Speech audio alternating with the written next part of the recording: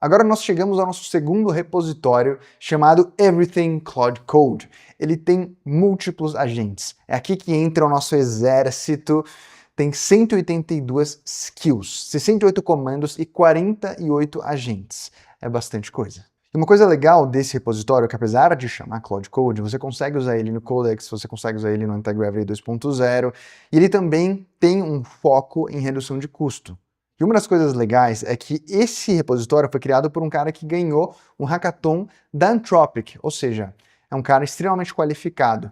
E ele é um repositório bem completo, porque além de tudo que ele tem, agentes, skills, todos os recursos que a gente já conhece, ele tem memória persistente, que é uma coisa bem legal, né? Em algum momento você vai precisar disso.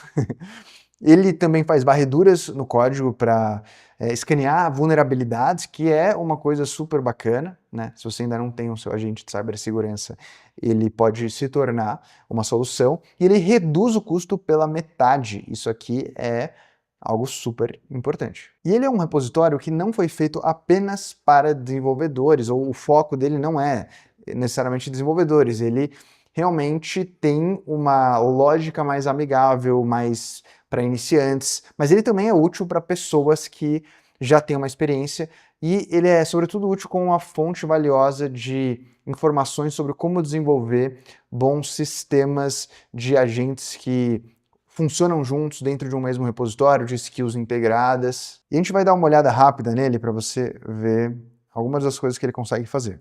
Abrindo aqui o repositório, a gente consegue ver uma série de pastas e arquivos, mas a primeira coisa que a gente tem que procurar é sempre o claude.md para a gente ver o que esse cérebro do repositório está falando, né? Então, é uma coleção, né? uma coletânea de agents, skills, hooks, comandos, regras e configurações MCP. Tem uma série de especificações aqui, mas não é um claude.md extremamente longo, o que é importante para a economia de tokens, né, se essa é uma das ideias. E a gente tem uma série de agentes que a gente pode dar uma olhada também, uma série de skills. Aqui você vai ter a lista de agentes disponíveis. E olha como a organização é uma coisa importante, né? E mais importante do que você ver isso é a IA conseguir entender isso de uma maneira simples. Então a gente tem aqui os agentes, o propósito e quando utilizar. Na maior parte das vezes, esse repositório vai trabalhar com desenvolvimento de software, mas ele também vai ter uma série de skills e agentes que você pode usar para coisas que extrapolam esse universo. Por exemplo, a gente tem essa skill aqui, que é uma skill para pesquisa de mercado.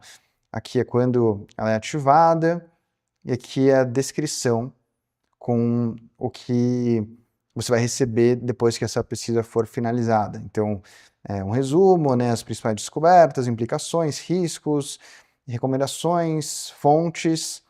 E olha como é simples, as pessoas têm medo de entrar no GitHub, clicar nas pastas, nos arquivos e tal, mas olha o que é uma skill, né? Claro que tem níveis de complexidade, mas dá uma olhada, é simplesmente uma lista com itens, com uma sequência organizada de informações e instruções. Aqui tem uma skill muito legal também, que é o Liquid Glass Design System. Não sei se vocês já viram essa estética do Liquid Glass. A gente inclusive fez um vídeo que tinha um design com essa estética.